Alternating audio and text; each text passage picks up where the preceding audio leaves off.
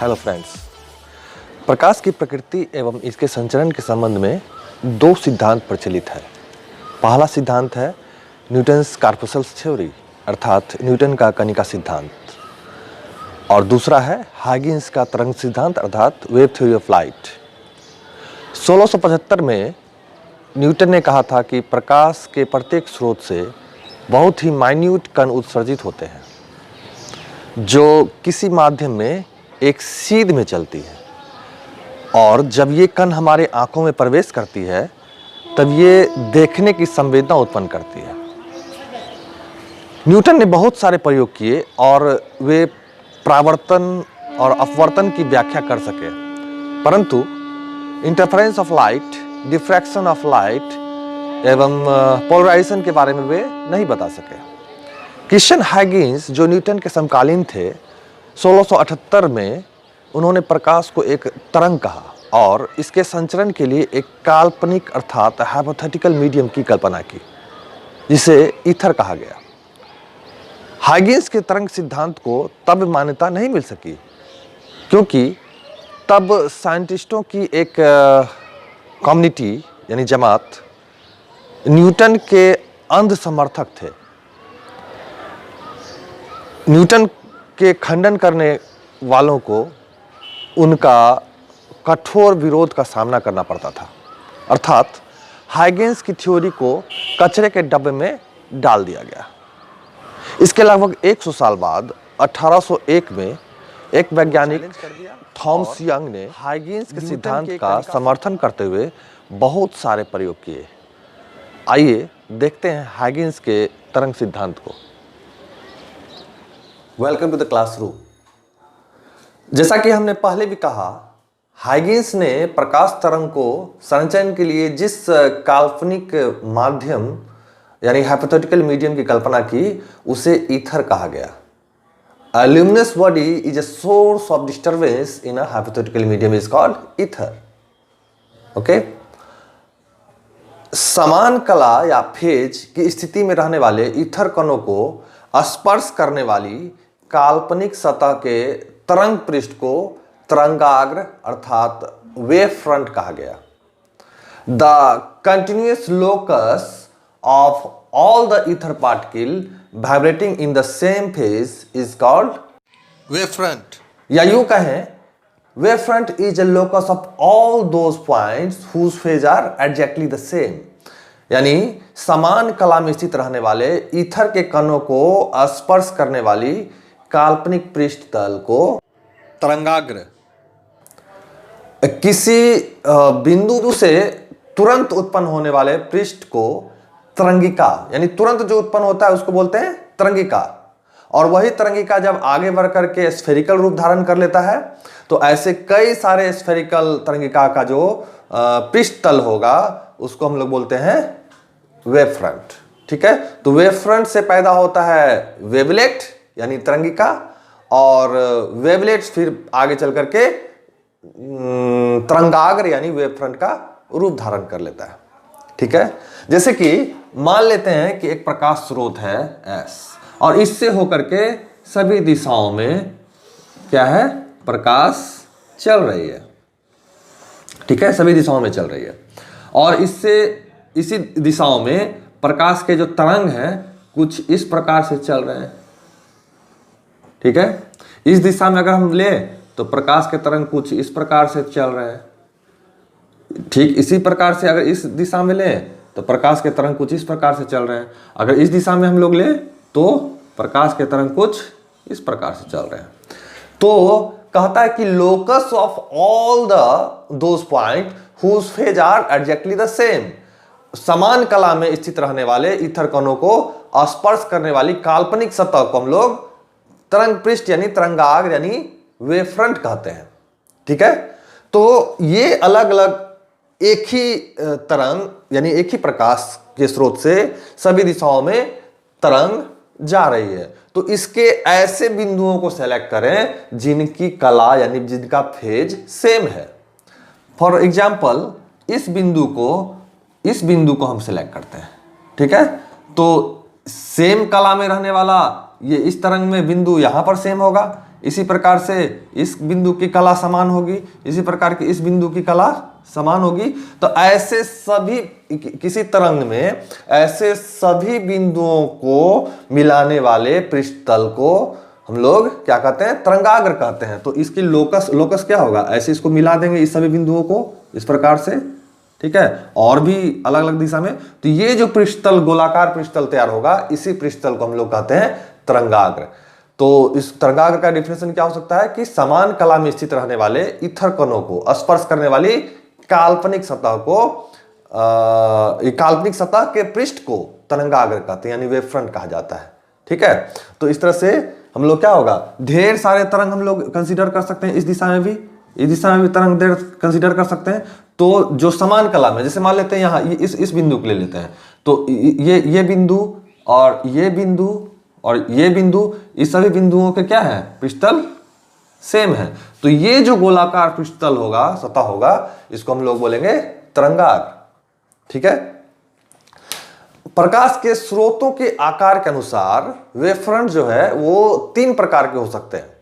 अगर प्रकाश का स्रोत बिंदु की तरह हो, यानी एक बल्ब फॉर एग्जांपल, तो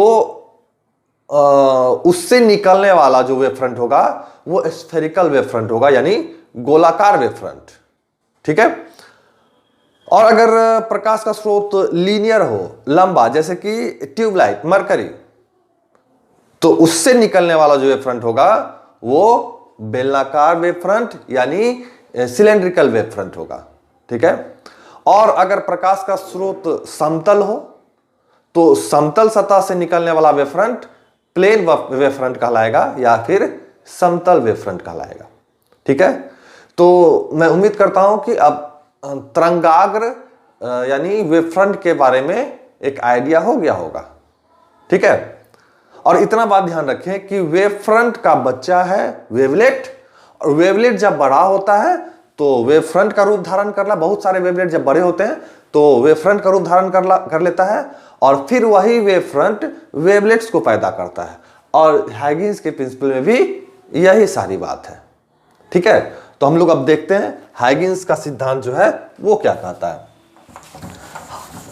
जैसा कि मैंने पहले भी कहा कि प्रकाश से संबंधित 2 सिद्धांत हैं, पहला न्यूटन्स के कार्पसल्स थ्योरी और दूसरा को हम लोग कहते हैं wave theory of light given by Huygens, ठीक है।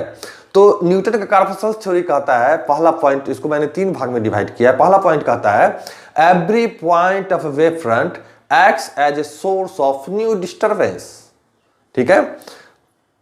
प्रकाश के जो तरंग, क्या बोलते हैं उसको, वेव फ्रंट, तरंगाग्र हैं, प्रकाश के जो तरंगाग्र हैं उसका प्रत्येक बिंदु एक नए डिस्टरबेंस यानी नए सोर्स ऑफ विक्षोभ की तरह काम करता है। दूसरा पॉइंट कहता है कि these spherical secondary wavelets spread out in all the direction with the speed of velocity of light. कहने का मतलब कि ये जो गोलानुमा द्वितीयक तरंगिका है, ये सभी दिशाओं में प्रकाश की चाल से फैल जाते हैं। और तीसरा पॉइंट कहता है कि the envelope of these wavelets at an instance gives the position of a new wave front at that instance. क्या कहता है, इन तरंगिकाओं के जो पृष्ठतल है किसी खास समय में, जो इसके तरंगिकाओं का पृष्ठतल है, उन तरंगिकाओं से निकलने वाले वेव फ्रंट का नए पोजीशन को उस खास समय में प्रदर्शित करता है। तो हम लोग यहां पर लिख सकते हैं, मैं व्हाइट बोर्ड पर यहां टाइप करके लिख दे रहा हूं, आप लिखिए कि वेव फ्रंट किसको कहते हैं। वेव फ्रंट सबसे पहले तो हाइगिंस प्रिंसिपल लिख लेते हैं।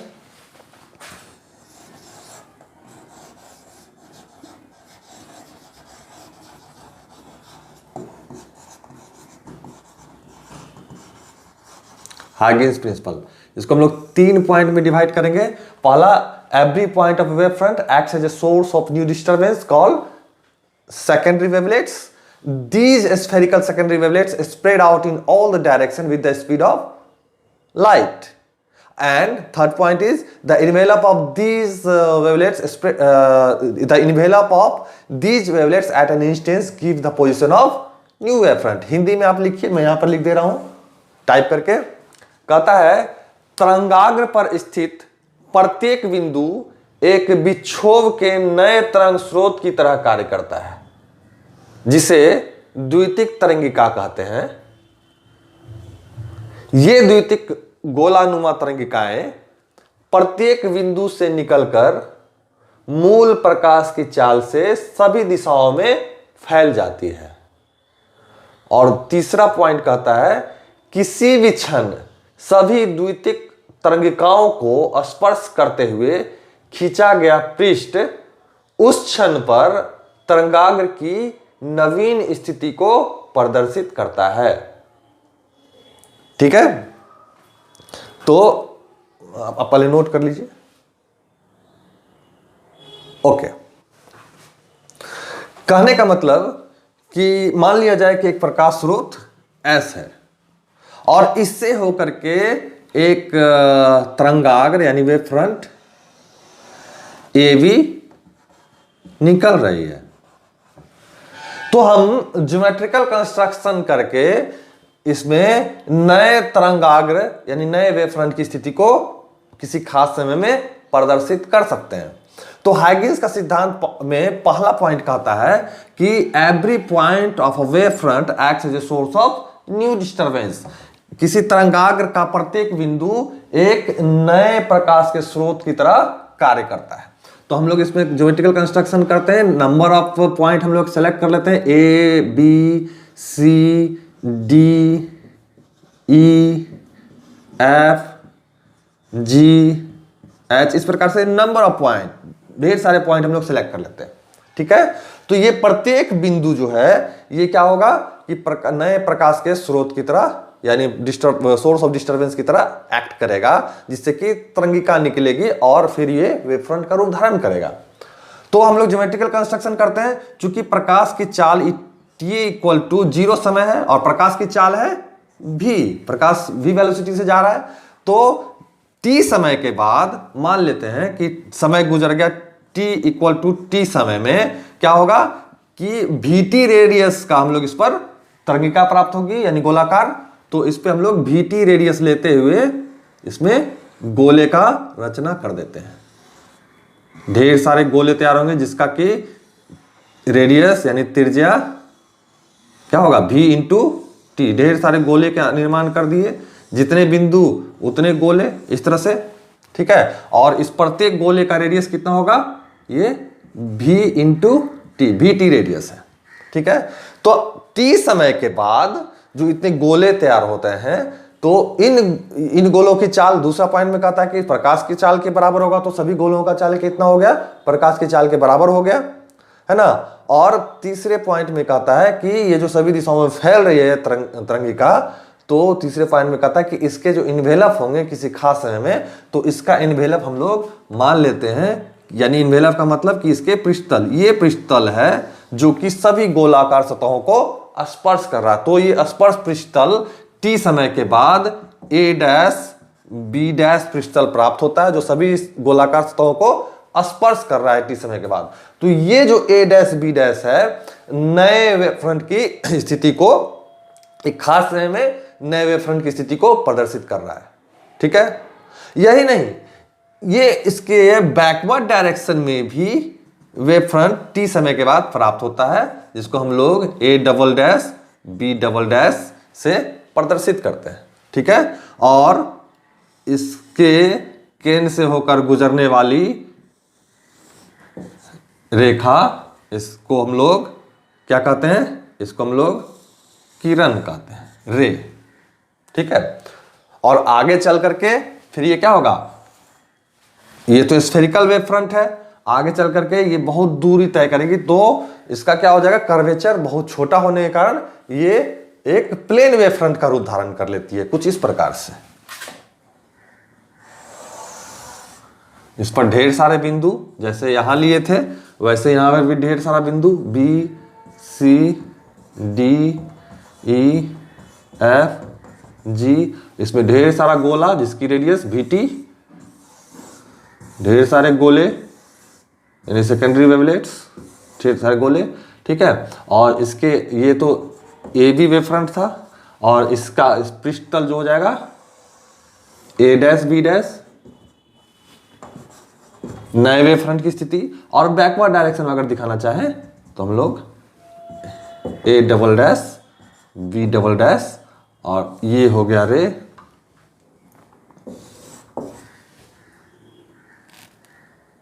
यहां एक है। तो इस तरह से हम लोग ये बहुत समय के बाद ये आगे चल करके प्लेन वेव फ्रंट का रूप धारण करेंगे, ठीक है। तो हाइगेंस प्रिंसिपल के आधार पर हम लोग वेव थ्योरी ऑफ लाइट में प्रकाश के परावर्तन को, प्रकाश के अपवर्तन को, और यही नहीं, प्रकाश के पोलराइजेशन को, इंटरफेरेंस को इत्यादि को हम लोग वेरीफाई कर सकते हैं। नेक्स्ट क्लास में हम लोग प्रकाश के परावर्तन और अपवर्तन को वेरीफाई करके देखेंगे कि क्या ये सही है या नहीं। तब तक के लिए धन्यवाद, मिलते हैं नेक्स्ट क्लास में।